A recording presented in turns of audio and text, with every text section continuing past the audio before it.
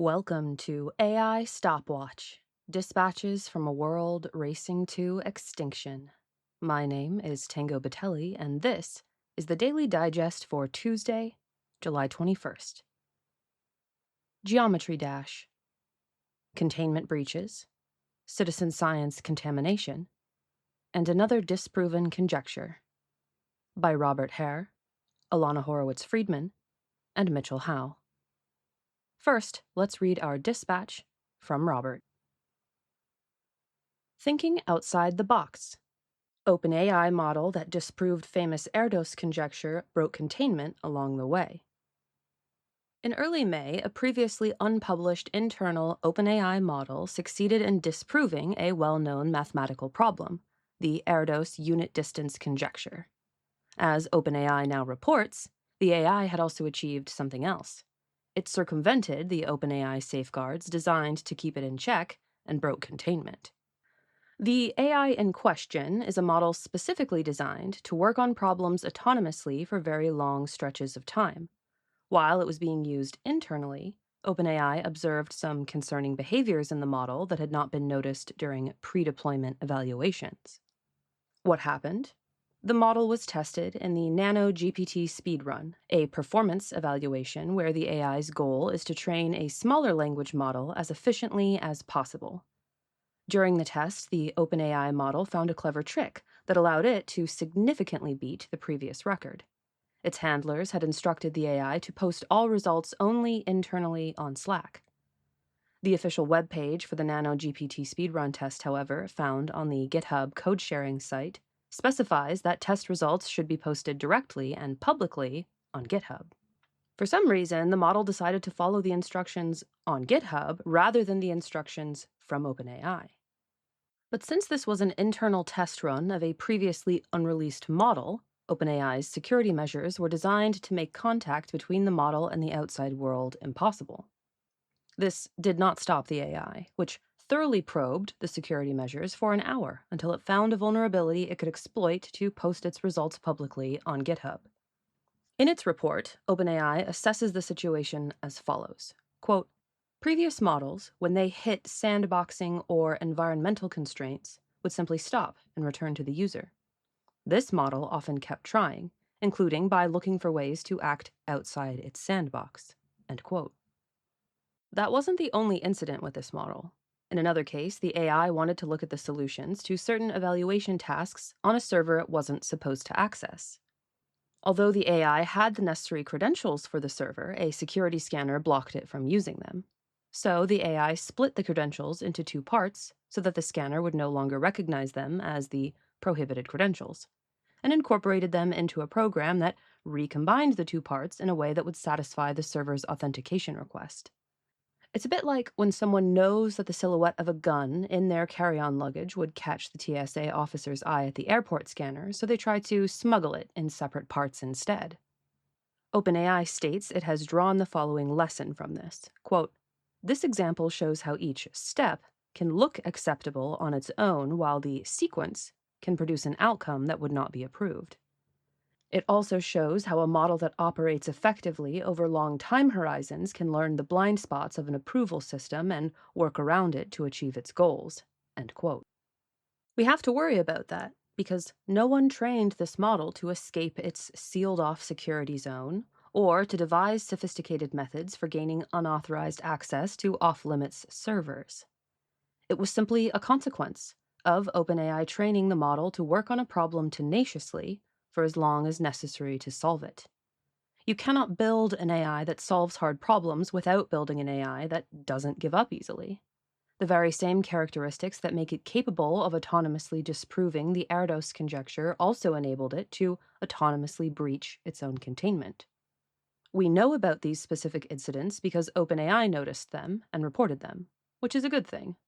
But not all labs do that in all cases, and we can only speculate on how many such incidents might go completely unnoticed.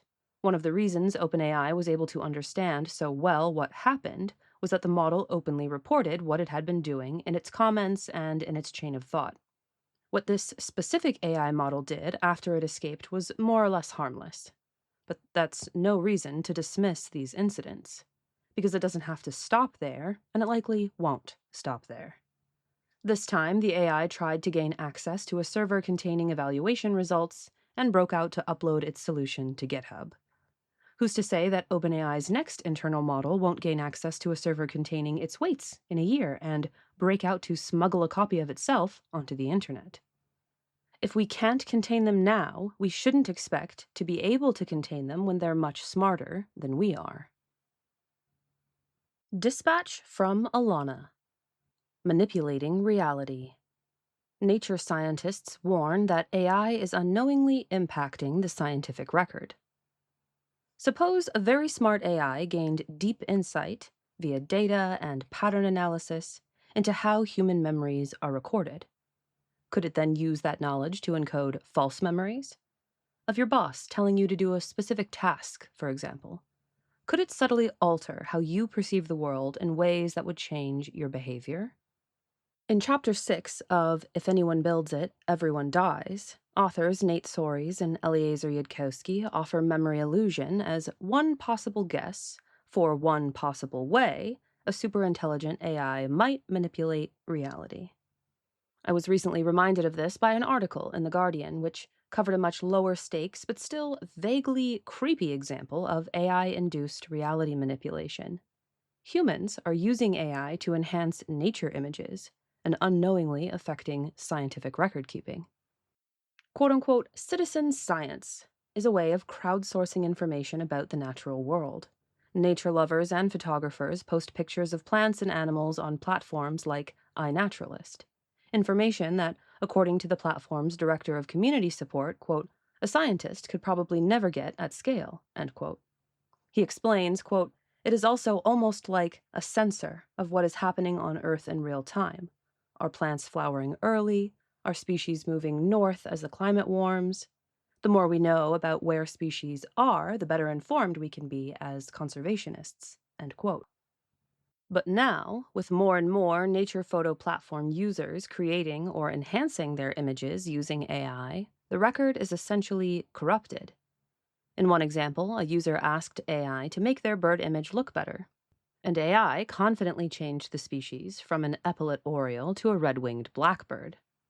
This change seems to have gone undetected by the user, leading to a false sighting in central Brazil, an area where the species hadn't previously been seen. Events like this have led researchers to issue a warning in the science journal Nature. AI image processing tools are now ubiquitous, and there is a pressing need to educate contributors of the problems that image manipulation can cause for the scientific record. My take? This isn't a dramatic example of AI-induced reality manipulation, but it's proof that AI can already change our picture of the world with real consequence. Dispatch from Mitch. AI casually crushes another famous math conjecture. The fall of the Jacobian conjecture is either surprising or a non-event, depending on who you ask. Social media went a little nuts yesterday after Levent Alpogé, a Harvard mathematician affiliated with Anthropic, posted a disproof of the Jacobian conjecture, a venerable hypothesis about the reversibility of some kinds of functions. It went viral for a few reasons. For one, the disproof fit inside the low-key tweet that Alpogé used to announce it, and was quickly verified by others. Quote, hello there. The Jacobian conjecture is false, thanks to my close friend Akil for asking about it and my other close friend Fable for working during the World Cup final. End quote. For another, this was one of the more famous and recognizable open math problems. People have been trying to crack it for more than 80 years. It also seems to have been generally assumed that the conjecture was true, so the disproof came as something of a surprise.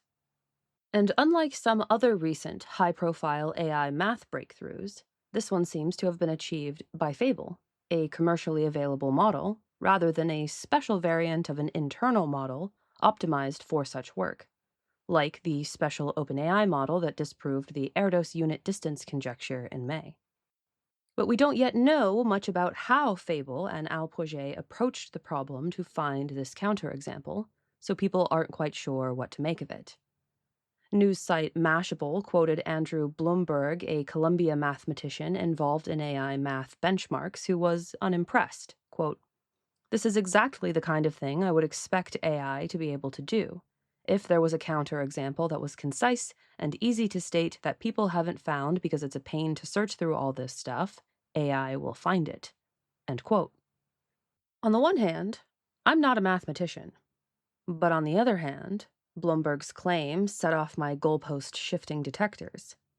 If such a famous problem could be easily solved through brute force, why hadn't this been done before modern AIs, which are actually really bad at brute force computation? If the value added by Fable was figuring out how to narrow the search space for brute force solvers, then why had humans failed to figure that out on their own? This sounds to me like another case where if a human had come up with the insights, we would be celebrating their creative genius. But if an AI did it, then creativity must not have been required at all. Put that debate aside, though. Regardless of how people want to frame it, the puzzle was solved. This should give us pause. The way these old math problems keep falling to AI is more evidence that superhuman AIs could come to understand the rules of our universe better than we do. With such understanding, they might be able to employ strategies that seem to bend those rules and catch us completely off guard. Mathematics matters. It has downstream effects on the other sciences, which then inform the applied engineering disciplines. When armed with better theory, chemists, biologists, materials engineers, and others can aim directly for innovations they might never find by trial and error. I shudder to imagine a superhuman AI that finds solutions to more of humanity's open problems but keeps them to itself, developing a deeper scientific theory and sharper engineering acumen, leapfrogging humanity's more incremental gains. This is one way we could end up in the kind of lopsided situation the native peoples of the Americas were in when European colonists arrived to claim their lands. In that situation, I don't know how much it softens the blow to say the new arrivals had merely brute-forced solutions to tedious problems you couldn't be bothered with. That's all for today. The analyses and opinions expressed on AI Stopwatch reflect the views of the individual contributors and the sources they cover and should not be taken as official positions of the Machine Intelligence Research Institute. You've been listening to the AI Stopwatch Digest for Tuesday, July 21st, 2026. And we'll see you tomorrow.